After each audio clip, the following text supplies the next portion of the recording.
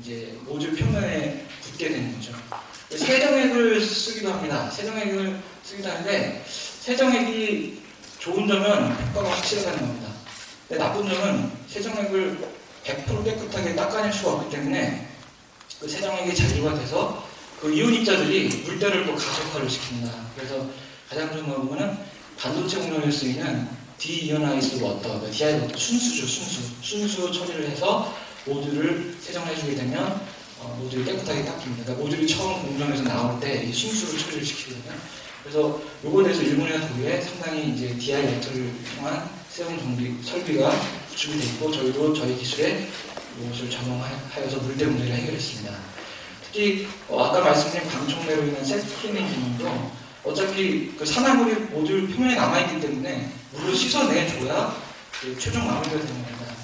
그래서 DI 워터를 통해서 셀프 클리닝 기능도 더욱더 강화시킬 수가 있습니다. 또 이러한 산화물로 치면 이제 일종의 노즐은 저희 팔이 되겠고요. 행동을 하는 펌프 같은 경우는 이제 심장이 되고 공급하는 경우는 저희 물탱크나 배관 같은 경우는 이 파이핑 핏줄이 되겠습니다. 이제 머리가 필요하죠. 어떻게 쏘거냐. 단순히 시간 제어나 온도 제어 가지고 타이머 가지고 쏘고 마느냐. 그걸로 인해서 물을 저희가 훨씬 적게 쓰고 많은 효과를 얻을 수 있다는 거. 그것이 이제 저희 오퍼레이팅 시스템인데요.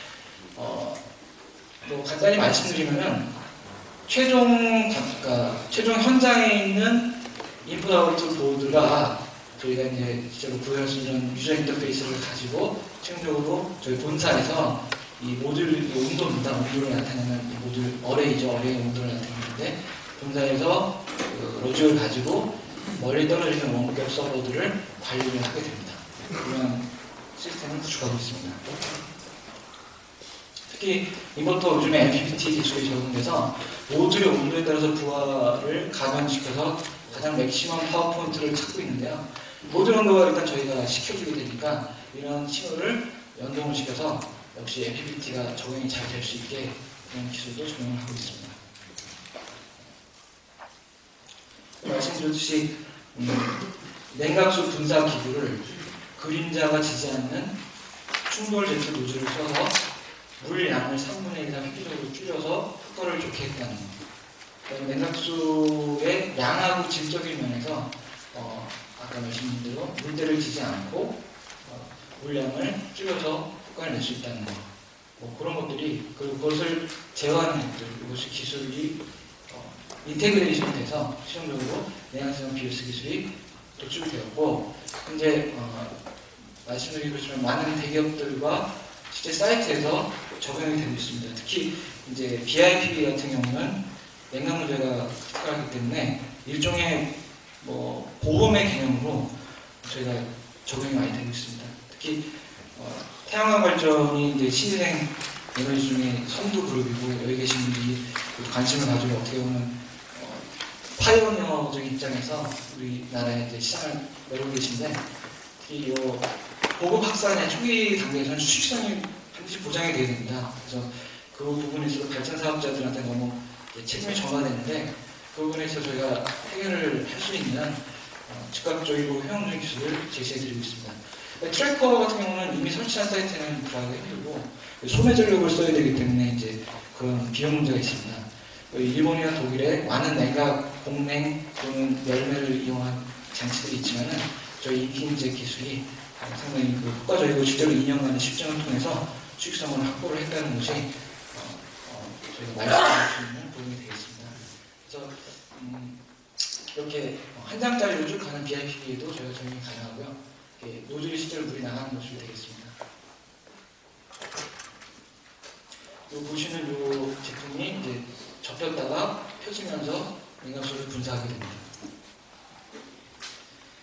저희가 신재생 에너지는 장시간을 보고하기 때문에 신뢰성이 상당히 중요합니다. 가격도 비싸고 그래서 이런 실전 데이터를 이제 3년째 확보하고 있다는 것 그리고 대기업들의 검증과 또 대한민국 기술회상 인증 등이 저희가 이제 신뢰성 부분을 구축하려고 노력을 많이 했고요. 기술력 부분에 있어서도 관련된 기술을 하나만 하면서 열심히 하고 있고 이제 지금부에 신재생 에너지 기술 개발 사업자로서 기술 개발을 하고 있습니다. 써머리인데요. 그럼 대체 저희 썬업이라는 이 냉각 세정 설비가 다른 거 무엇이 다르냐? Z 방식을 했을 때 아까 말씀드린 스프레이 방식보다 우월하죠. 그리고 분사 방법에 있어서도 뭐 뒤에 FAQ에서 말씀드리겠으면 문제점들을 해줬고 무엇보다 경제성 면에서 이제 세 번째 질문이죠. 그래서 돈이 되느냐, 기술이 좋은 걸 알겠는데 ROI, 그러니까 Return on Investment, 투자 대비 3년이면 회수를 하고 그 이후의 기간에 대해서는 넷으로 수익을 벌 수 있는 제안을 해드리고 저희 제품은 그러니까 넷으로 연 8% 이상 연 8%를 개런티를 하고 있습니다. 지금 현재 그 남은 발전 출력량에.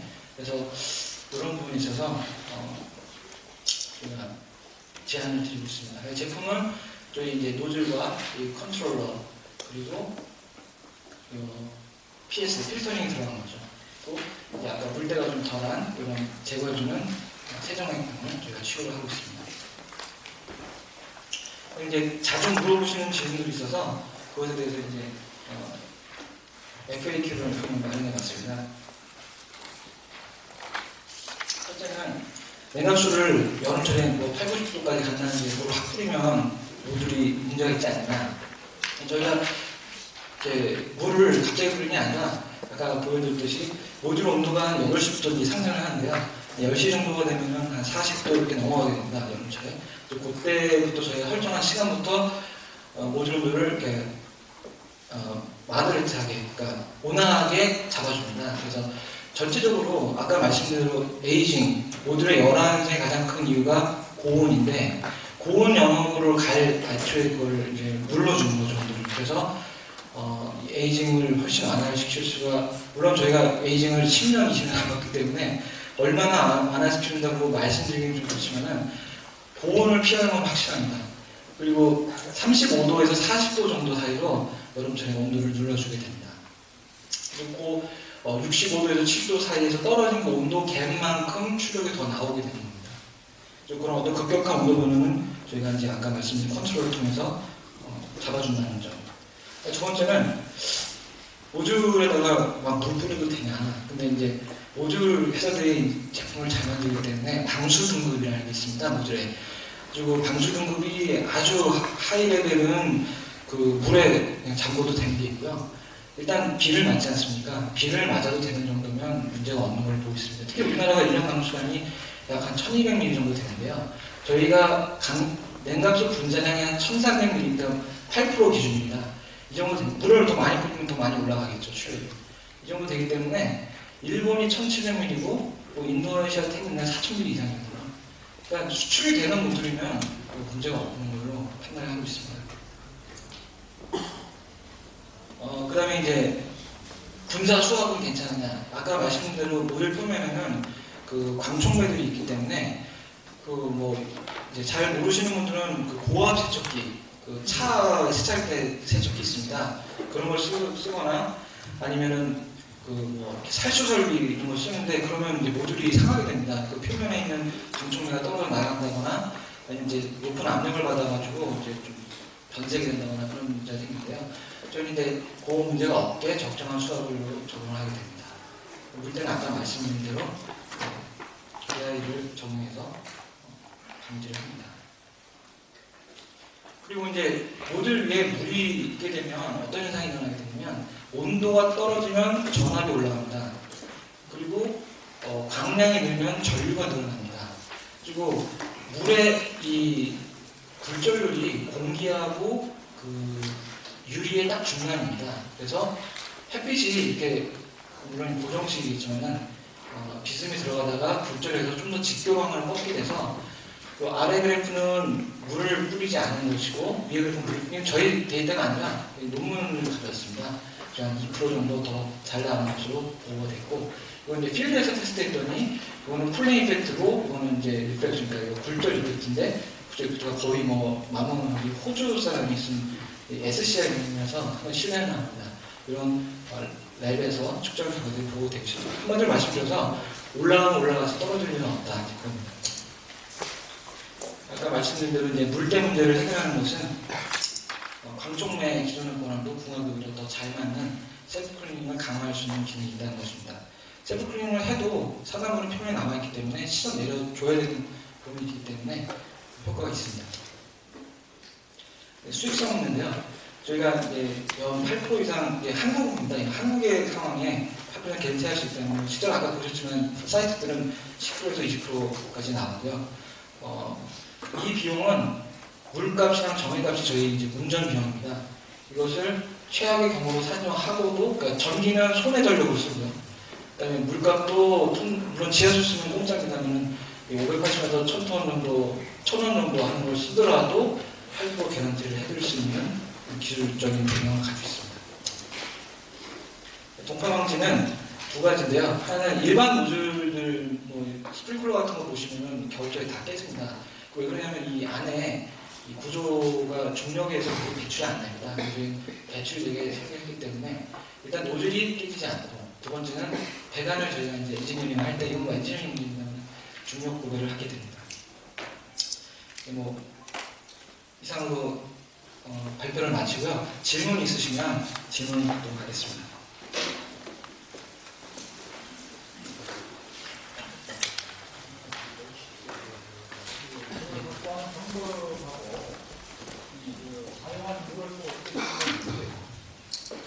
대부분 발전소가 이제 도심지하고 떨어져 있지 않습니까?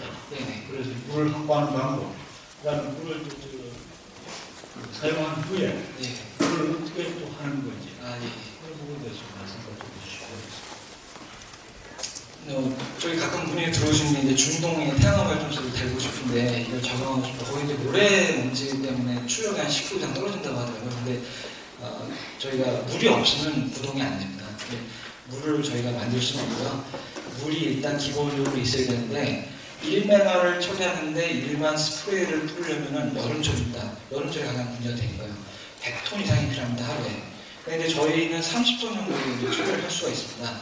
근데 다행히도 우리나라에서 관정을 파면 지하수가 하루에 30톤에서 50톤 정도가 나오기 때문에 가능하고, 만약 물량이 적더라도 저희가 아까 말씀드린 뭐지, 그러니까 흐리거나 비 오는 날은 안 쓰는 겁니다. 희생을 하는, 그날은 그냥 버리고 많이 나오는 날 몰아서 쓰는 겁니다. 그런 로직을 가지고 하기 때문에 가능하고, 두 번째는 물을 회수해서 쓰는 장치가 있는데, 물값이 비싸거나 귀한 곳은 그게 경제성이 있지만 아직까지는 저희가 물값이 1000원을 넘지 않으면 회수해서 필터링해서 쓰는 게 좀 비경제적으로 판단이 섭니다.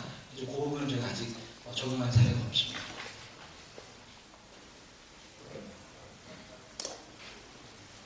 예, 질문 없으시면 시죠. 네, 장시간 들어주셔서 감사합니다. 고맙습니다. 고맙습니다. 힘드시죠? 10%라서 저기 두 가지 말씀드리겠습니다. 한 가지는 잠시 후에 강의 한 번 더 듣고 그 시간에 여기 계신 분들 발전 사업자인데 저희 협회에 가입 안 하신 분들은 그 원서가 있습니다. 그래서 입회 신청서가 있습니다. 그래서 그거 적어주시면 감사하겠습니다. 저희 협회 같은 경우는 이제 크게 세 가지 일을 하고 있습니다. 제일 먼저 하고 있는 게 CDM 관련 사업입니다. 그래서 CDM에서 말씀드리자면 그 새로 발전소를 지으실 때는 꼭 신고를 하셔야 됩니다. 저희한테 하는 게 아니고 공무총리실에 신고를 하셔야 뒤에 6개월, 1년 뒤에 발전소를 지을 때 CDM을 인정받을 수 있다는 겁니다.